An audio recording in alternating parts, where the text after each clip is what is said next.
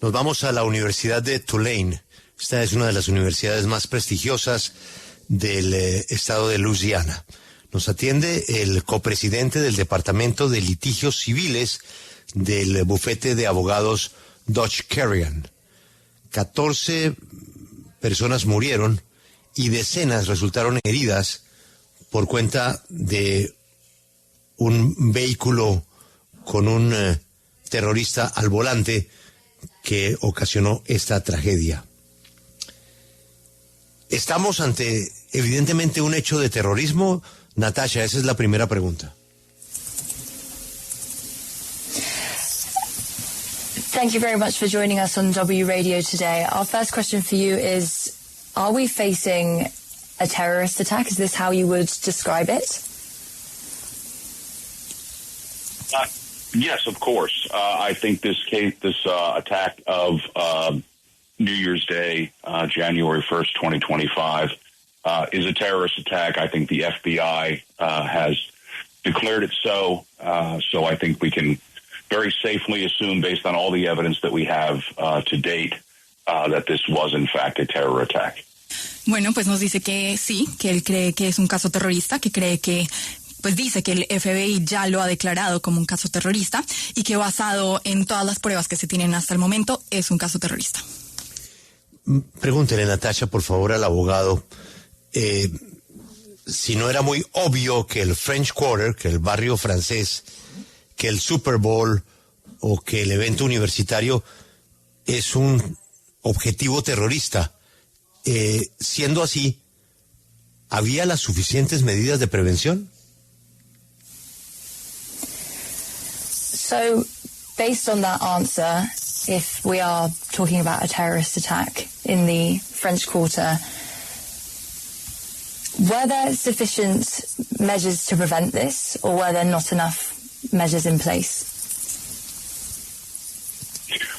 Well, I don't think it's fair for any one person to critique whether or not there were sufficient measures to prevent the attack. I think we have seen in the last couple of days that there were certain barriers known as Archer barriers that were not in place on the sidewalks.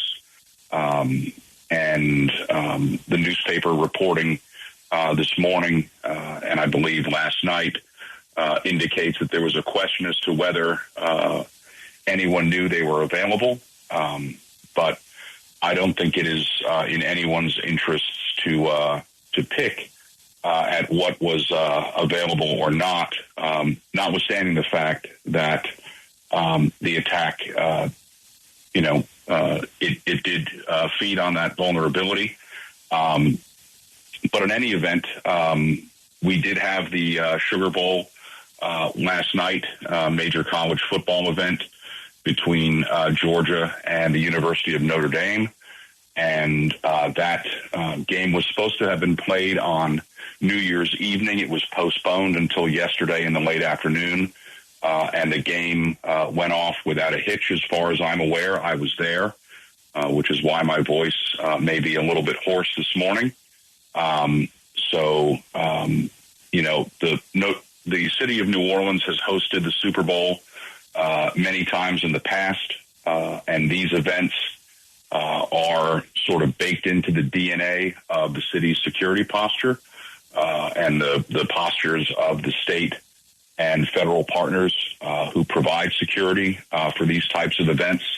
So I think it's important to draw the distinction between a terror attack that feeds on the vulnerability of Bourbon Street versus an event that is hosted in a much different location, such as the Superdome.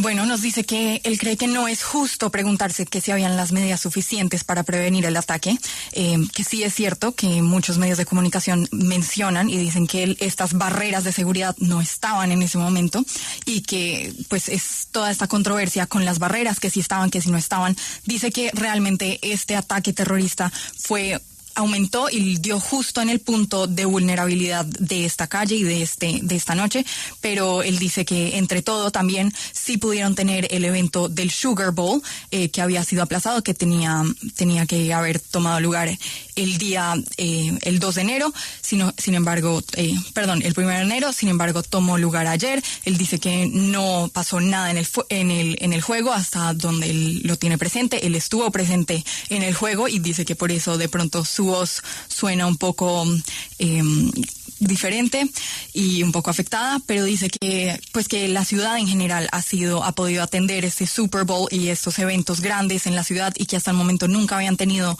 uno de estos sucesos, y dice que hay que poder hacer esa distinción entre el ataque terrorista que hubo el otro día y haberle dado en ese punto vulnerable que tenía Bourbon Street.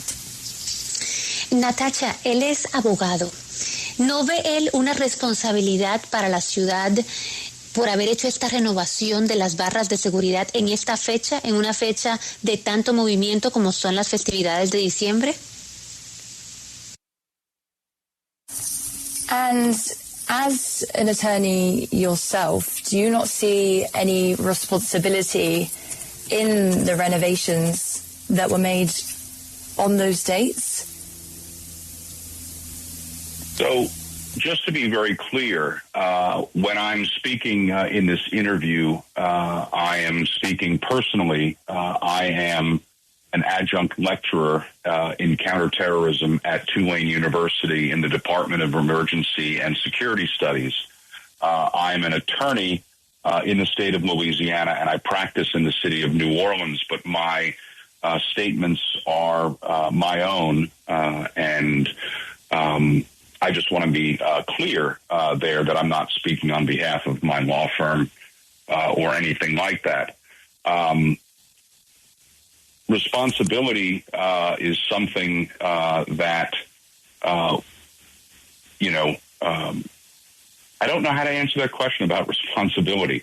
I think that the city, the state, and the federal government all have a part in the security posture of the French Quarter. Again, in the previous question, we talked about, or I mentioned, the lack of these archer barriers, which are anti-vehicle barriers that are deployed on sidewalks and streets. And apparently, according to at least the reporting this morning, they were not, and they certainly were not deployed on the night of the attack or the morning of the attack. But there is reporting this morning that there's a question as to whether anybody knew about them. And I'm sure in the days and weeks to come, there will be hearings, there will be inquiries into this, and I would expect that lessons will be learned, as they have been with every attack. You can just look at travel in the United States, everything that you see at the airport, from TSA's posture to the technologies that are deployed. Everything that you see is in response to the attacks of 9/11 and subsequent efforts by terror groups. So I think security is something that is always evolving, and all of the partners are learning, not as they go, but it's a deliberate reaction to this sort of cat and mouse game that government plays with the terrorists and vice versa. Bueno, acá nos dice que claro que, pues primero que nada, que él está respondiendo esta pregunta como personalmente, él como persona, y él no como profesor. Él es profesor en la Universidad de Tulane y nos quiere dejar claro que él no está hablando en nombre de nadie. Y cuando dice sobre la responsabilidad, dice que realmente no sabe cómo se pregunta, no sabe cómo respondernos sobre la responsabilidad. Dice que claro, que todos tienen parte de esta responsabilidad, que el gobierno tiene parte de esta responsabilidad, que las fuerzas del orden tienen parte de esta responsabilidad, que menciona las barreras, pero realmente dice que, de acuerdo con los reportajes, que las barreras no estaban ahí, que no se sabe si las barreras, si las personas sabían que estas barreras deberían estar ahí, y dice realmente que lo que está pasando es que van a haber muchas lecciones por aprender, que así como se aprende de todos los ataques y como se ha aprendido de todos los ataques, como podemos ver, por ejemplo, hoy en día en los aeropuertos, tras el ataque del 9/11, ese es pues como un ejemplo que él nos da, que van a haber muchas lecciones tras este ataque. Hay quienes no creen en las coincidencias, Natacha, y creen que es muy difícil desconectar este ataque del de Las Vegas. ¿Qué opinión tiene él? And with regards to the attacks in Las Vegas at the hotel, there are people that don't believe in coincidences and perhaps that those two attacks are connected in some way. What can you tell us about that? What are your thoughts? Well, that's an interesting question. First, I don't know that there is any connection based on the reporting that we have seen between the two attacks. The fact that both perpetrators were, one was an Army veteran, one was an active duty service member, as I understand. That's the Las Vegas bombing. And that event may have, in fact, been a suicide. Now, he did load lots and lots of fireworks and other, I believe there was some shrapnel in the Cybertruck. But I haven't seen anything in the open source reporting that connects the two events. When it comes to coincidences, I'm a firm believer that events can happen simultaneously and not be in any way related. And if you look at the types of attacks, and I don't know that Las Vegas was in fact an attack at this point. Again, he could have committed suicide. The Las Vegas fella, he was as I understand it, a special forces soldier, and certainly would have had the knowledge and training to cause quite a bit more death and destruction had he chosen to. So I don't know that the events are related, and nothing has been definitively suggested that they are. I think that January 1st is a very significant date in many people's minds.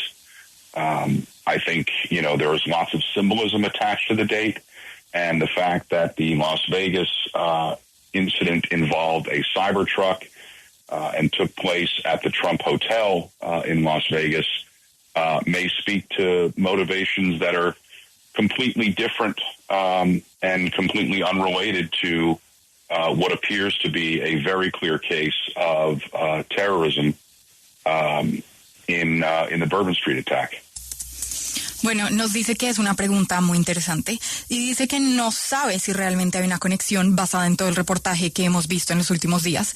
Menciona que uno de los atacantes era un veterano del ejército, el otro era un miembro de las fuerzas especiales, y para él dice que no hay nada que los pueda conectar. Él cree que pueden suceder eventos de forma simultánea y no tener nada en común, que si vemos los dos ataques, el de Las Vegas también, él dice que podría tratarse incluso de un suicidio. Dice que este personaje pues era un miembro de las fuerzas especiales y que él tendría bastante conocimiento, y dice también que pues el 1 de enero es un día muy significativo con mucho simbolismo, y sí, él vuelve a reiterar que este ataque de Las Vegas podría ser un suicidio y que no se puede comparar con este acto terrorista. A propósito del ataque terrorista en Nueva Orleans, toda la información que se conoce indicaría que se trata de un caso de autorradicalización. de lo que llamamos un lobo solitario, no necesariamente conectado con la estructura general terrorista. ¿Qué tan extendido es y peligroso este fenómeno de la autorradicalización? And going back and focusing on those attacks in New Orleans, there's a lot of information suggesting that this has been a case of self-radicalization. What can you tell us about that, and how dangerous would that idea be if that were the case? Well, self-radicalization is a phenomenon in terrorism that has been documented going back decades. I think you need only look back to the attack on the Murrah Federal Building in Oklahoma City, which occurred in the 1990s, for a very clear episode of self-radicalization. Timothy McVeigh, the perpetrator there, he used available publications and watched episothe Ruby Ridge incident and the attack on Waco, or the government intervention in Waco, and that really moved him from whatever point he was at in his life to taking these horrible steps of bombing the Murrah building. The internet and the availability of information has made this process manifestly easier, so that this idea of the self-radicalized terrorist, this is something that government has to deal with and has been dealing with for decades. No longer do you have to travel somewhere or receive something physical in the mail. All of these ideas are out there on social media, across the internet, and it is a very easy process for a person who is inclined and influenced in that way for many sociological factors. It's a very difficult challenge to government and to law enforcement. So, Mr. Walsh, thank you very much for your time. We are very sorry about this situation. And by the way, Happy New Year. And also to you. Thank you very much.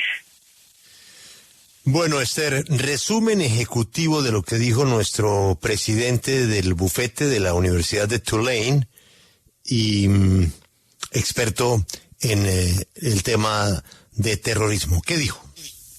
Bueno, nos dice que hoy en día esto de la autorradicalización es un fenómeno que lleva décadas, pero que hoy en día lo vemos mucho más fácil gracias al Internet. El Internet ha hecho todos estos procesos más fáciles y que el gobierno tiene que empezar a lidiar con estos temas, que hoy en día ya no es que una persona viaja a un lugar y le dan algo y así se puede llegar a volver un poco más extremo, sino que hoy en día ya todo se puede encontrar en el Internet, es muy fácil de encontrarlo, y sobre todo para estas personas que de pronto se sienten un poco más aisladas o que tienen, estas preguntas, es muy fácil encontrar toda esa información. Él nos da un caso en específico, el Murrah Federal Building en 1990, sobre la autorradicalización, pero en general eso es lo que él nos dice, que hoy en día esto es algo que el gobierno debería empezar a ponerle más atención.